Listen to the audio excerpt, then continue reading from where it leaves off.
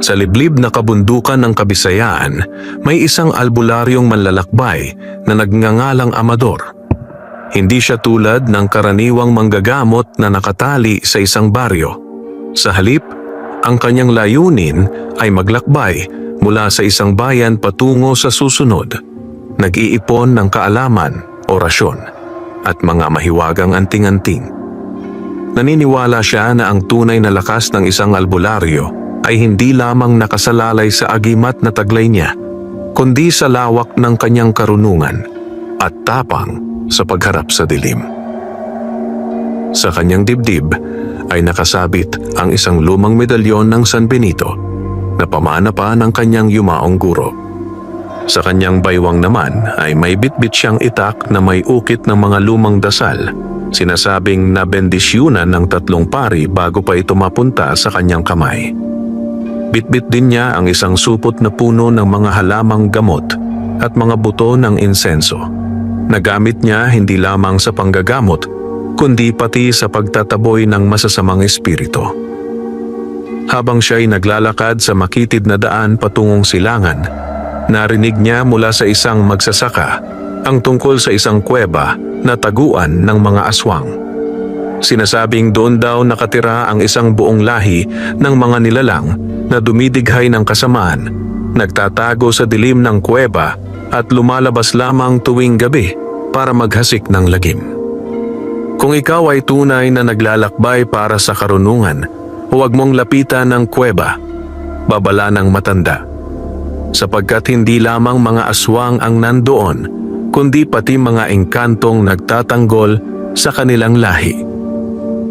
Ngunit sa halip na matakot, lalong nagliyab ang damdamin ni Amador. Para sa kanya, ang pagharap sa mga panganib na tulad nito ang siyang nagbibigay saysay sa kanyang misyon. Kung matutuklasan niya ang lihim ng kuweba, baka mas lalo siyang lumakas at mas marami pang buhay ang kanyang mailigtas sa hinaharap. Kinagabihan, nang ang buwan ay bilog at maliwanag, nagpasya siyang sundan ang yapak ng alamat. Sa kanyang paglalakad patungo sa kagubatan, dama niya ang bigat ng katahimikan. Tila ba bawat puno ay may matang nakamasid sa kanya. Sa bawat hakbang ay may kaluskos ng tuyong dahon at ang hangin ay may dalang malamig na bulong na parang mula sa mga espiritu ng kagubatan. Pagdating niya sa bungad ng kuweba, nakaramdam siya ng kakaibang enerhiya. Ang paligid ay mabigat, tila ba bawat hininga ay puno ng dugo at sumpa. Sa loob, umaaling-asaw ang amoy ng nabubulok na laman at insenso ng itim na ritual. Humawak siya sa kanyang medalyon at bumulong ng orasyon. Sa ngalan ng liwanag, ipakita sa akin ang landas ng katotohanan at ilayo ako sa mga bitag ng kasamaan. Ngunit bago pa man siya makapasok ng lubusan, narinig niya ang isang malalim na tinig mula sa dilim. Sinong mangangahas pumasok sa aming tahanan? At mula sa kailaliman ng kuweba, sumilip ang mga mata. Pulang-pula, kumikislap sa dilim, tila apoy na nagbabadya ng kamatayan. Huminga ng malalim si Amador. Alam niyang ito na ang simula ng isang paglalakbay na hindi lamang magbibigay sa kanya ng bagong kaalaman, kundi maaaring magbunga rin ng kanyang kapahamakan. Dahan-dahang lumakad si Amador papasok sa madilim na lagusan ng kuweba. Ang bawat yapak niya ay sinasalubong ng malamig na hangin at halimuyak ng dugo na tila ba sariwa pa lamang ang pinanggalingan. Ang mga bato sa paligid ay mamasa-masa, may bakas ng mga kuko at gasgas na animoy may naglalaban at may hinihila papasok sa kailaliman. Habang lumalalim ang kanyang nilalakaran, mas lumalakas ang tibok ng kanyang puso. Hindi ito dahil sa takot, kundi dahil sa pananabik. Alam niyang sa bawat sulok ng dilim na ito ay may itinatagong kaalaman na maaaring magpabago sa kanya bilang isang albularyo. Muling sumulpot ang tinig na narinig niya kanina. Ngayon mas malinaw at tila nagmumula sa maraming bibig. Albularyo, bakit ka narito? Wala kang karapatan sa aming pugad. Tumigil siya sandali at hinigpitan ng hawak sa kanyang itak. Inilabas niya ang isang maliit na botelya ng langis na gawa sa pinaghalong dahon ng kamangyan at bawang, isang pangtaboy ng masasamang nilalang. Pinahiran niya ang kanyang mga palad at bumulong ng dasal. Dumating ako hindi para maghasik ng kasamaan, kundi upang maunawaan ang inyong lahi. Sagot ni Amador na may katapangan. Ngunit kung ako'y susubukin ninyo, ipapakita ko ang lakas ng liwanag. Mula sa malalim na anino, unti-unting lumitaw ang tatlong nilalang. Ang kanilang balat ay kulay abo, ang mga mata ay kumikislap na pula, at ang mga kuko ay mahahaba na parang patalim. Ang kanilang mga ngipin ay matutulis at kumikintab sa liwanag ng buwan na pumapasok sa siwang ng kuweba. Maraming taon na mula nang may mangahas pumasok dito, sabi ng isa, at lahat sila ay hindi na nakalabas. Ngumisi si Amador at humakbang paurong ng bahagya, itinatansya ang bawat galaw ng mga aswang. Ipinatong niya ang medalyon sa kanyang noo at bumulong ng orasyon. Sa ngalan ng 4 na ebanghelista, sa ngalan ng mga tanikala ng langit, itinataboy ko ang inyong dilim. Nagliwanag ang medalyon at naglabas ng kakaibang liwanag na pumunit sa dilim ng kuweba. Napaatras ang 3 aswang. Nagngangalit ang kanilang mga bibig na parang nasusunog ng kapangyarihan mula sa banal na agimat. Ngunit bago pa siya makalapit, narinig niya ang malakas na ungol mula sa kailaliman ng kuweba. 1, 2, hanggang 10 pares ng mata ang sabay-sabay na bumukas sa dilim. Mga matang nag-aapoy, nakamasid, nagbabadya ng mas malaking panganib. Hindi ka lamang iilang kalaban ang haharapin dito, bulong ng isa sa mga aswang. Dumating ka sa mismong lungga ng aming lahi. Huminga ng malalim si Amador. Alam niyang nagsisimula pa lamang ang tunay na pagsubok. Sa kanyang loob, hindi lamang takot ang bumabalot sa kanya, kundi ang di mapigilang kuryosidad. Ano kaya ang matutuklasan niya sa pusod ng kuweba? Anong uri ng karunungan ang lihim na itinatago ng mga aswang? Habang humaharap si Amador sa maraming matang kumikislap mula sa kailaliman ng kuweba, dama niya ang bigat ng tensyon. Ang malamig na hangin ay lalong nanunuot sa kanyang balat. Tila ba may kasamang mga bulong ng mga kaluluwa na matagal nang nabihag sa madilim na lugar na iyon. Muli niyang pinahid ang langis ng kamangyan sa kanyang mga palad at hinawakan ang itak na may ukit ng mga orasyon. Sa bawat tibok ng kanyang puso ay mas tumitibay ang kanyang loob. Kung karunungan ang kanyang hinahanap, kailangan niyang harapin ang mga nilalang na ito, kahit pakapalit nito ang kanyang buhay.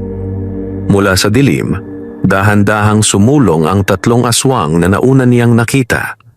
Ang kanilang balat ay tila nababalutan ng usok, at bawat yapak nila sa batong sahig ng kuweba ay nagiiwan ng bakas na parang paso. Sa likuran nila, unti-unting lumalantad ang iba pang mga nilalang, mas malalaki, mas mabangis, at ang ilan ay may mga pakpak na nakatiklop sa kanilang likod. "Amoy namin ang dugo ng albularyo," sabi ng isa, habang lumalabas ang malagkit na laway mula sa kanyang mga pangil. "Bihira ang tulad mo na makapasok dito. Ang iyong laman ay magiging handog namin sa aming pinuno." Hindi natinag si Amador. Itinaas niya ang medalyon at mariing bumulong. "In nomine Patris, et Filii, et Spiritus Sancti." Sumiklab ang liwanag mula sa kanyang medalyon, at ang mga aswang na pinakamalapit sa kanya ay napaatras. Napapaso ang kanilang balat. Ngunit sa halip na umatras lahat, nagsilabasan pa ang mas marami mula sa kailaliman. Mga nilalang na tila ba handang magsakripisyo upang hindi siya makalapit pa. Sa kanyang pagmamasid, napansin ni Amador ang kakaibang ukit sa pader ng kuweba. Mga lumang simbolo na kahawig ng mga orasyon at dasal na alam niya. Ngunit kakaiba, sapagkat may halong anyo ng sinaunang baybayin at mga palatandaan ng itim na mahika.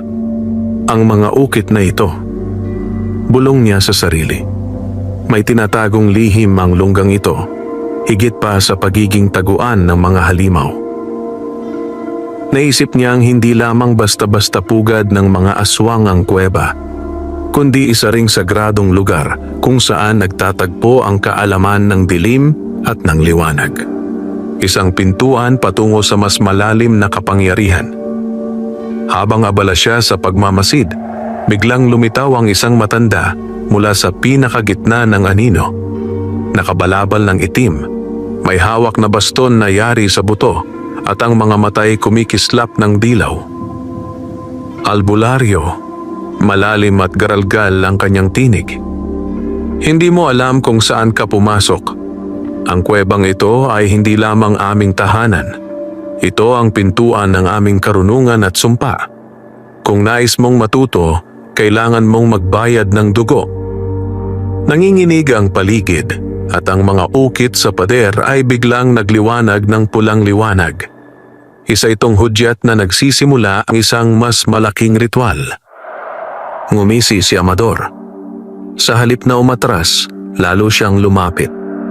Kung dugo ang kabayaran, sabi niya, handa akong ibuhos ang akin. Hindi para sa inyo, kundi para sa mas mataas na layunin. Tumawa ang matandang aswang at sa kanyang pagtawa, nag-echo ito sa buong kuweba na parang alon ng kadiliman. At doon, unti-unting bumukas ang isang malaking pader na bato. Lumilitaw ang isang lihim na pintuan na tila nag-aanyaya sa kanya na tuklasin ang mas malalim na hiwaga. Ngunit alam ni Amador, ang bawat yapak papasok roon ay katumbas ng pakikipagsapalaran sa kamatayan. Sa pagbukas ng lihim na pintuan, lumitaw ang isang lagusang mas malalim at mas madilim pa kaysa sa dinaanan ni Amador. Ang hangin mula roon ay may dalang kakaibang amoy, hindi lamang bulok na laman kundi parang usok ng sinunog na halaman at dugo ng hayop na inalay sa ritual. Ang kanyang medalyon ay kumikibot, tila ba may babala, ngunit hindi siya umatras. Kung tunay kang naglalakbay para sa karunungan, sabi ng matandang aswang na may baston, dadaan ka sa pagsubok ng dugo. Doon namin sinusukat kung ang isang nilalang ay karapat-dapat na tumuntong sa aming sagradong silid ng kaalaman. Ngunit mag-ingat ka, albularyo, sapagkat walang mortal pang nakaligtas. Naglakad si Amador, hawak ang itak na may ukit ng orasyon. Sa bawat hakbang, dama niya ang bigat ng lupa na kanyang tinatapakan. Parang bawat bato ay puno ng alaala ng mga kaluluwang nagbuwis ng buhay sa loob ng kuweba. Pagdating niya sa gitna ng lagusan, tumambad ang isang malaking bilog na ukit sa sahig na yari sa pulang bato. Sa palibot nito ay nakalagay ang mga bungo at buto ng tao, nakahanay na parang mga bantay. Sa gitna ng bilog ay isang altar at sa ibabaw nito ay may nakapatong na mangkok na gawa sa purong bakal, may bahid pa ng natuyong dugo. Albularyo, sabi ng matanda, kung nais mong matuto, ilapit ang iyong palad at ibuhos ang iyong dugo sa mangkok. Doon magsisimula ang iyong pagsubok. Tinitigan ni Amador ang altar. Alam niyang hindi ito simpleng ritual. Ito'y pagsubok na nilikha upang ikulong ang sinumang mangahas pumasok. Ngunit sa kanyang puso, nananalig siyang ang kanyang dugo ay hindi magiging sumpa, kundi susi sa katotohanan. Kinuha niya ang kanyang itak at sa isang mabilis na hiwa, pinatak ang kanyang dugo sa mangkok. Sa pagdampi ng dugo sa bakal, biglang kumulog at kumidlat sa loob ng kuweba. Isang hindi maipaliwanag na pangyayari. Ang bilog na bato sa sahig ay biglang nagliyab ng pulang apoy at ang mga bungo sa paligid ay nagising. Dahan-dahang bumubuka ang mga bibig at naglalabas ng malalamig na ungol. Mula sa sahig ay lumitaw ang isang nilalang, malaki, balot ng kadiliman at ang anyo'y halo ng tao at halimaw. Ang katawan nito'y puno ng sugat na hindi naghihilom at ang mga matay kumikislap na parang nag-aapoy na baga. Isang bantay ng dugo, bulong ni Amador sa kanyang sarili. Isang espiritong nilikha upang subukin ang mga naghahangad ng kapangyarihan. Humawak siya sa kanyang medalyon at mabilis na nag-orasyon. Sancta Mater, iligtas mo ako sa kadiliman. San Miguel, gabayan mo ang aking kamay sa labanang ito.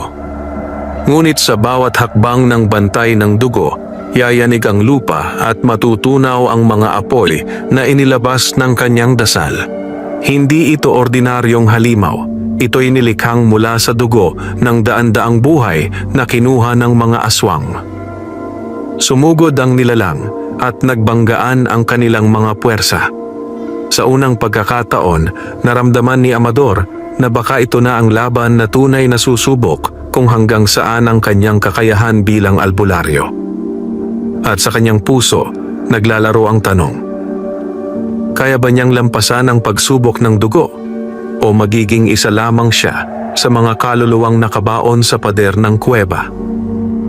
Umaling-aungaw ang dagundong sa loob ng kuweba nang umatake ang bantay ng dugo. Ang sahig ay yumanig at ang mga bungo sa paligid ng bilog ay sabay-sabay na bumuka, tila ba sumisigaw ng mga tinig ng mga kaluluwang nawala sa dilim. Si Amador ay hindi natinag. Humakbang siya paharap, itinaas ang kanyang medalyon at bumulong ng orasyon na itinuro sa kanya ng kanyang guro.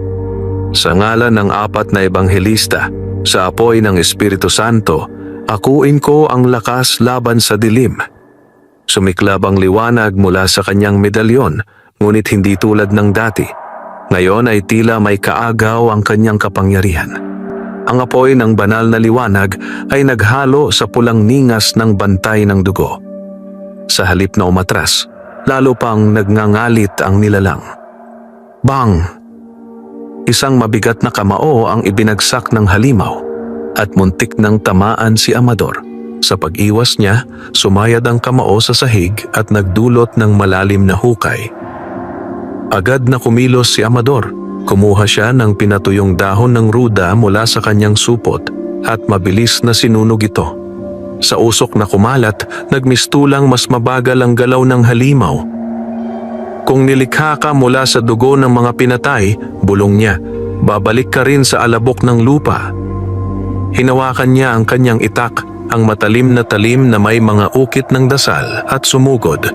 Sa bawat hampas niya ay may kasamang orasyon. Rex Gloriae Libera Me. San Miguel, ipataboy ang kadiliman.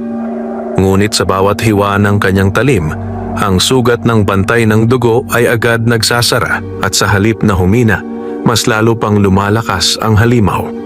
Ang bawat patak ng dugo na tumutulo mula sa katawan nito ay nagiging usok na bumabalot kay Amador, nagpapabigat ng kanyang paghinga.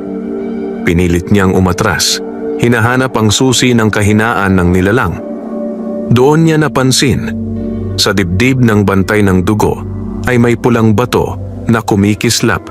Tila ba ito ang puso ng nilalang? Kung iyon ang kanyang pinagmumulan ng lakas, bulong niya, doon ko ibubuhos ang lahat. Muling sumugod ang halimaw, nakataas ang kanyang 2 kamay upang durugin siya. Sa mismong sandaling iyon, itinapon ni Amador ang huling butil ng asin na kanyang dala, sabay orasyon. Sa ngalan ng liwanag, maging abo ang kasamaan. Nagliyab ang asin na parang apoy at pansamantalang nabulag ang halimaw.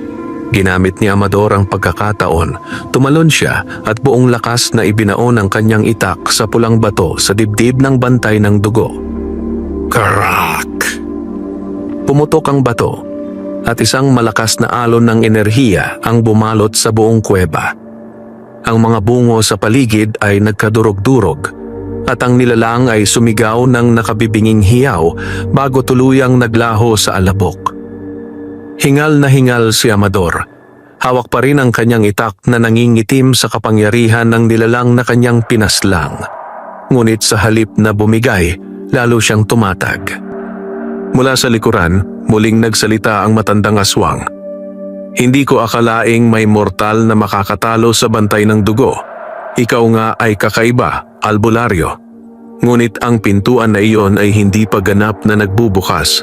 May mas mabigat pang pagsubok na naghihintay sa iyo. Sa dulo ng silid, unti-unting bumukas ang isa pang lagusan. Mas madilim, mas nakakatindig balahibo. Alam ni Amador na ang kanyang laban ay nagsisimula pa lamang.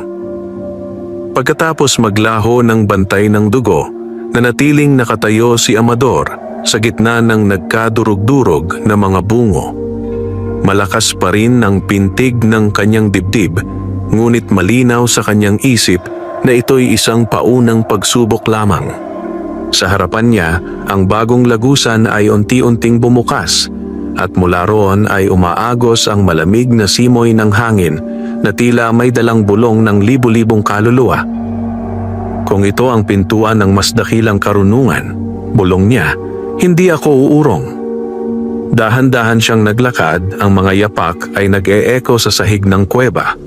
Sa bawat hakbang, unti-unting lumalawak ang daanan hanggang marating niya ang isang bulwagan na napakalaki, mistulang templo sa ilalim ng lupa. Ang kisame ay may mga ukit na hindi niya agad mawari, mga simbolo ng sinaunang baybayin na nahaluan ng mga kakaibang marka ng itim na mahika. Ang mga pader ay puno ng mga palamuti mula sa buto, at sa gitna ng bulwagan ay nakatayo ang isang malaking altar na bato, nakaukit ng mga larawan halimaw at tao na tila nagbubuklod sa isang sumpa. Ngunit higit sa lahat, napansin ni Amador ang tatlong malalaking estatwa na nakapalibot sa altar. Ang unay hugis lalaki na may pakpak ng paniki, ang pangalaway babae na may mahahabang kuko, at ang pangatlo'y isang higanting mabangis na aso. Ang kanilang mga mata ay kumikislap ng pula na parabang nagmamasid. Albularyo! Muling narinig ni Amador ang garalgal na tinig ng matandang aswang. Hindi na niya ito makita, ngunit malinaw na ang tinig ay gumagabay sa kanya. Narito ang aming bulwagan ng mga lihim, kung saan iniingatan ang aming kaalaman, mga orasyon, at ang pinagmumulan ng aming lahi. Lumapit si Amador sa altar at doon niya napansin ang isang lumang aklat na nakalagay sa ibabaw nito. Ang pabalat ay yari sa balat ng hayop at ang mga pahina ay tila gawa sa pinatuyong balat ng tao. Nakaukit sa takip ang salitang, "Ang aklat ng dugo at dilim." Habang inilalapit niya ang kanyang kamay, biglang kumulog sa loob ng bulwagan at nagliyab ang mga mata ng tatlong estatwa. Sa isang iglap, ang mga ito ay dahan-dahang gumalaw, tila ba nabuhay.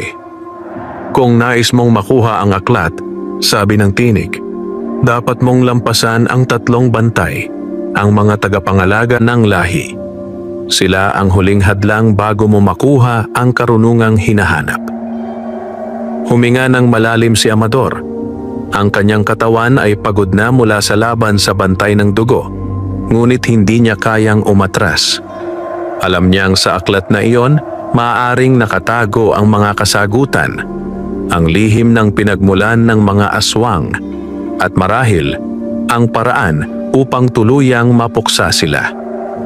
Sa kanyang puso, nagtanong siya, haharapin ko ba ang tatlong tagapangalaga para sa kaalaman? O ako'y magiging susunod na kaluluwang malilibing sa ilalim ng kuweba? Muling hinawakan ni Amador ang kanyang medalyon at hinanda ang kanyang itak.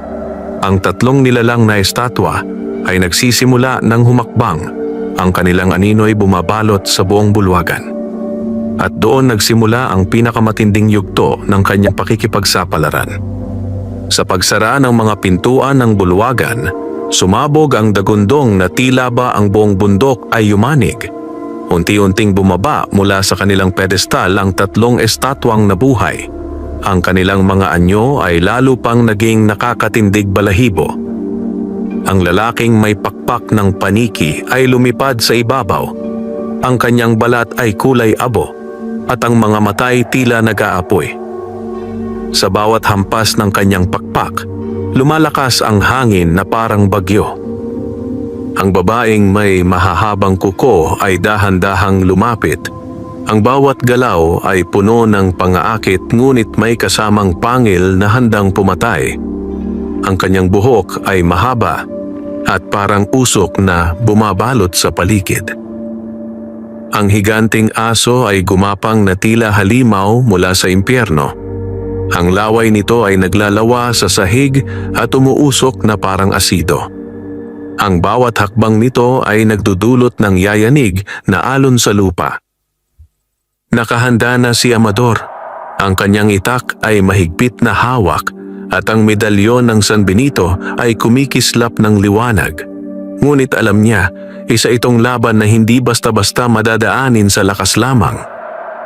Albularyo, muling nag-echo ang tinig ng matandang aswang. 3 bantay, 3 pagsubok. Kung magwawagi ka, ang aklat ng dugo at dilim ay magiging iyo. Ngunit kung mabigo ka, ang iyong kaluluwa ay magiging alipin namin magpakailanman. Mabilis na bumaba mula sa ere ang lalaking may pakpak ng paniki at sumugod kay Amador.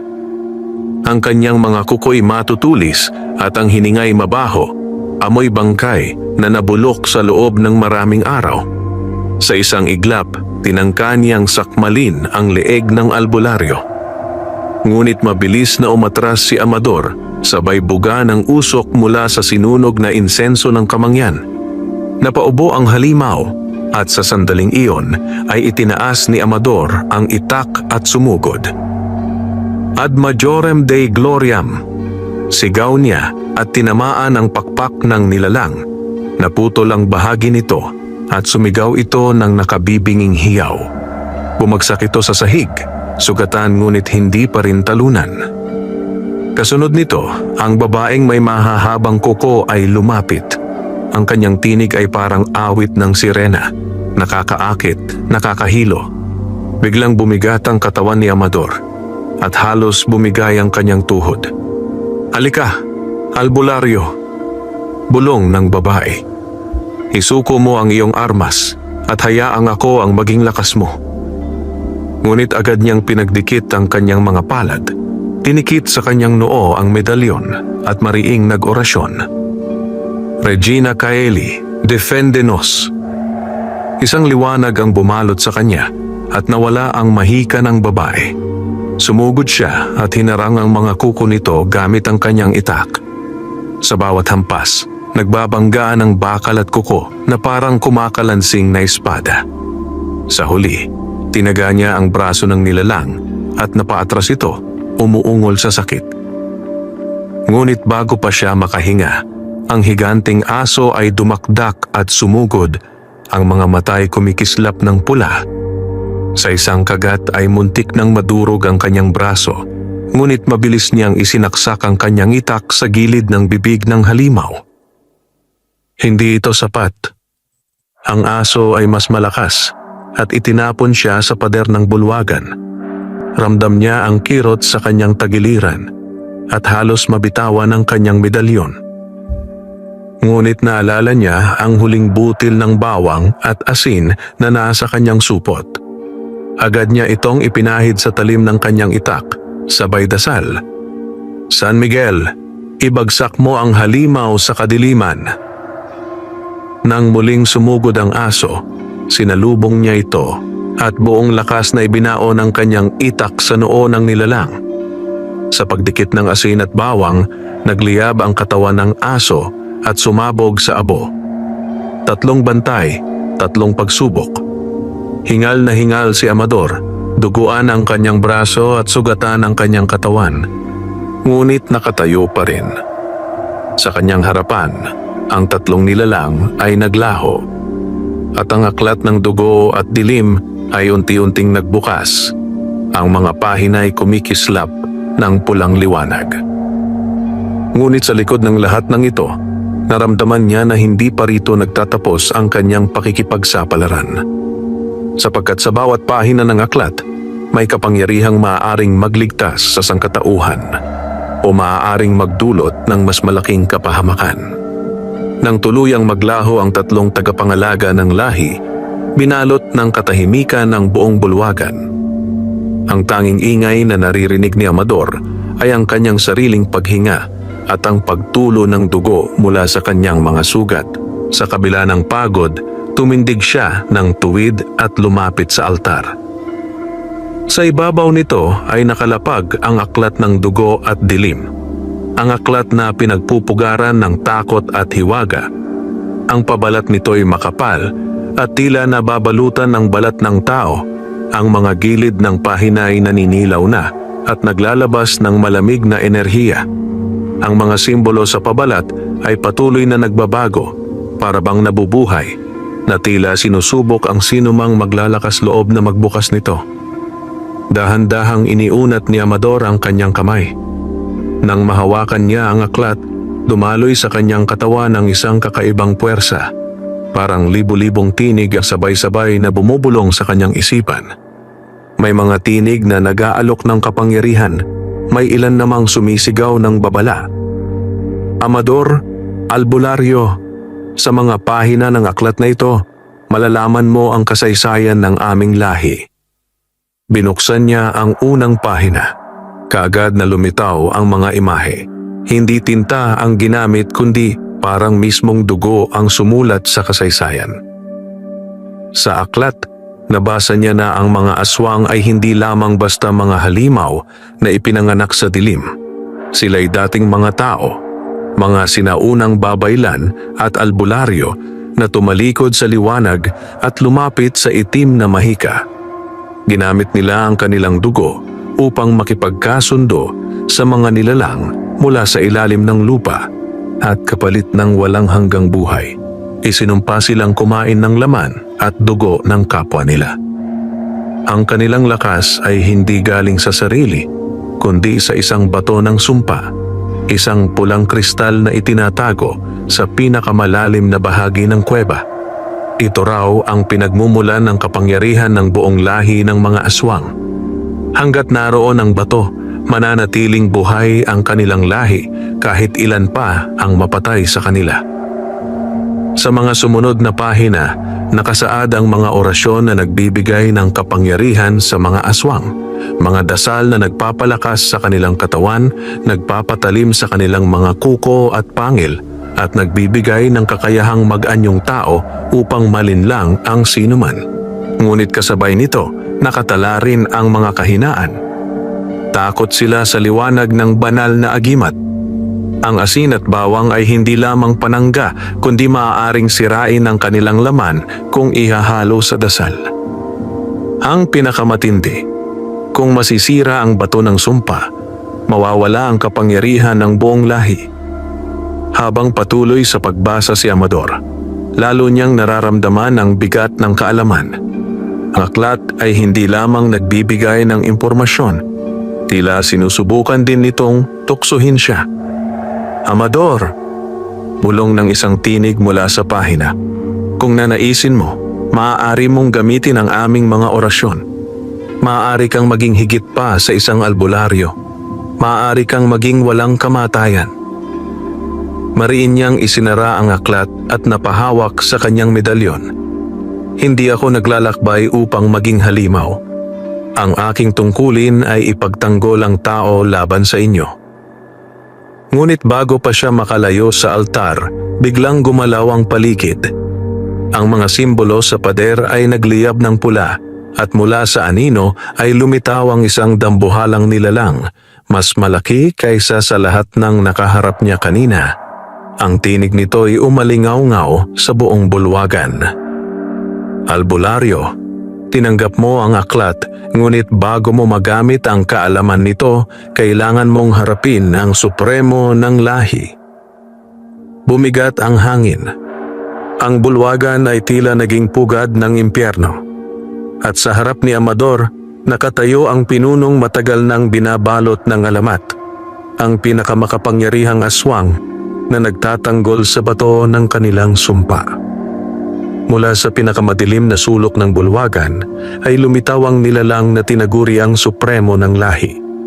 Ang kanyang anyo ay higit pa sa lahat ng aswang na nakita ni Amador.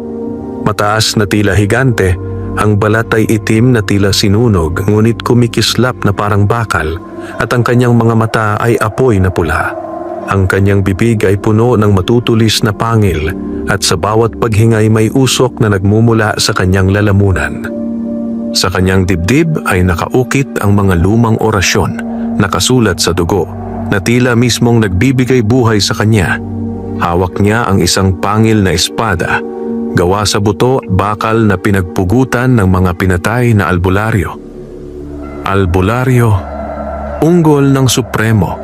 Ang tinig ay parang halong sigaw ng daan-daang kaluluwa. Maraming taon na kaming naghihintay ng isa tulad mo.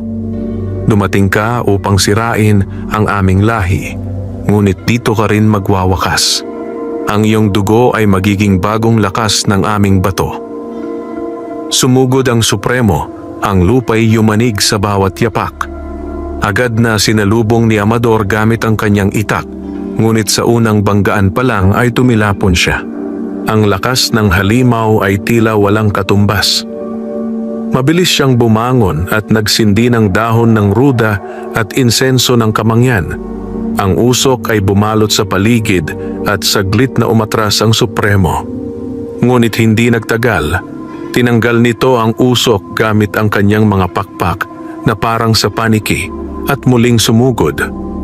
Amador, kung ang kapangyarihan mo'y galing sa bato, hindi ako titigil hanggat hindi ko ito nasisira. Sumugod siyang muli at sa bawat hampas ng kanyang itak ay may kasamang orasyon. Christus vincit, Christus regnat, Christus imperat. Ngunit sa bawat hiwa niya sa katawan ng Supremo, ang sugat ay agad naghihilom. Ang kapangyarihan ng bato ay dumadaloy sa nilalang na ito. Ginagawa siyang halos immortal. Habang patuloy ang kanilang laban, biglang nagsalita ang Supremo. Amador, bakit ka lalaban kung maaari kang maging isa sa amin? Ang aklat na hawak mo'y magbibigay sa iyo ng walang hanggang buhay, higit pa sa pagiging albularyo. Maaari kang maging hari ng parehong tao at halimaw. Sandaling nayanig ang loob ni Amador. Nararamdaman niya ang tukso ng aklat, ang bigat ng kapangyarihan na maaari niyang makamtan. Ngunit naalala niya ang mukha ng mga taong umaasa sa kanya. Ang mga baryong pinoprotektahan niya, ang mga batang inosente, at ang kanyang guro na nagbuwis ng buhay upang ituro sa kanya ang landas ng liwanag. Mariin niyang hinawakan ang medalyon sa kanyang dibdib at sumigaw. Hindi ako naglalakbay upang maging halimaw.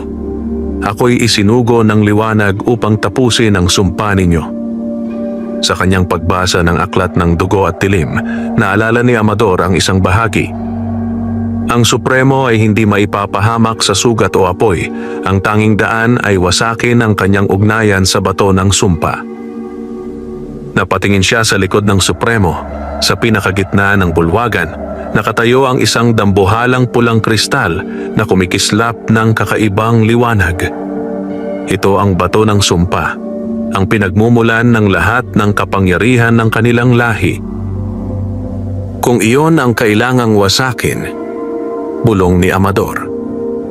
Muling sumugod ang Supremo, ngunit sa halip na salubungin siya, umiwas si Amador at mabilis na tumakbo patungo sa kristal. Itinaas niya ang kanyang itak na ngayon ay balot ng asin at dugo ng sarili niyang sugat at buong lakas na ibinagsak sa ibabaw ng bato. Crack! Nayanig ang buong kuweba. Ang kristal ay nagbitak at mula rito ay lumabas ang sigaw ng libo-libong nilalang. Ang Supremo ay napasigaw sa sakit sapagkat ang kanyang lakas ay unti-unting nawawala. Hindi! Walang sino mang mortal ang makakasira sa aming bato. Sigaw ng Supremo, ngunit halata ang kanyang paghina. Sa huling pagkakataon, tumalon si Amador at ibinaon ang kanyang itak sa pinakagitna ng bato ng sumpa. Sa pagputok nito, sumabog ang liwanag na nagpalusaw sa lahat ng anino sa loob ng bulwagan.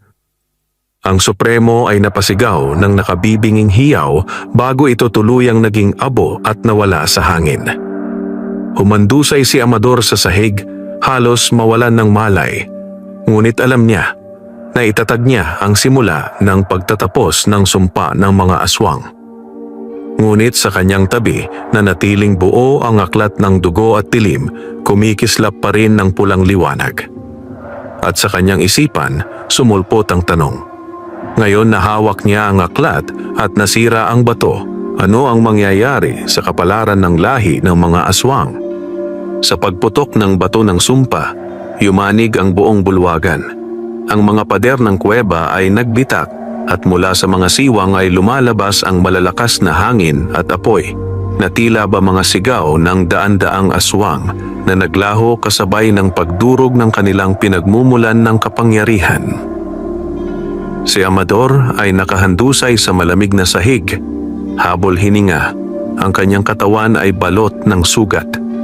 Ngunit kahit mahina, pinilit niyang tumayo. Sa kanyang harapan, wala ng supremo, abo na lamang na tinatangay ng hangin ang natira. Ngunit nanatili sa altar ang aklat ng dugo at dilim. Ang mga pahina nito'y kumikislap pa rin, at mula roon ay naririnig niya ang mga tinig. Amador, hawak mo na ang aming kasaysayan. Sa iyong mga kamay, maaari mong buhayin muli ang aming lahi o tuluyang tapusin. Lumapit siya at tinitigan ang aklat. Sa bawat pahina ay nakasulat ang mga orasyon ng dilim at ng liwanag, mga kaalaman na maaaring magpabagsak o magligtas sa sangkatauhan. Ramdam niya ang bigat ng responsibilidad sapagkat wala ng supremo at wala ng bato ng sumpa, ngunit ang kaalaman ay nananatili. Kung susunugin ko ito, bulong niya, mawawala ang lahat ng kasaysayan at lihim ng lahi ng aswang. Ngunit kung itatago ko ito, baka may iba pang makagamit. Sa loob ng kanyang isipan ay nagsimulang magbanggaan ang dalawang tinig. Itago mo ako, Amador. Ikaw ay magiging hari ng lahat, tao man o halimaw. Huwag kang padadala. Ang iyong tungkulin ay magligtas, hindi maging alipin ng kadiliman. Mariin niyang hinawakan ang kanyang medalyon. Sa sandaling iyon, naalala niya ang kanyang guro, ang matandang albularyo na nagsakripisyo para maituro sa kanya ang landas ng liwanag. Hindi ko hahayaan na ang aklat na ito'y gamitin laban sa mga inosente, mariing sambit ni Amador.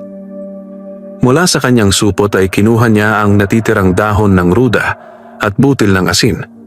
Nilagyan niya ng langis ng kamangyan ng buong aklat at sabay bulong ng orasyon.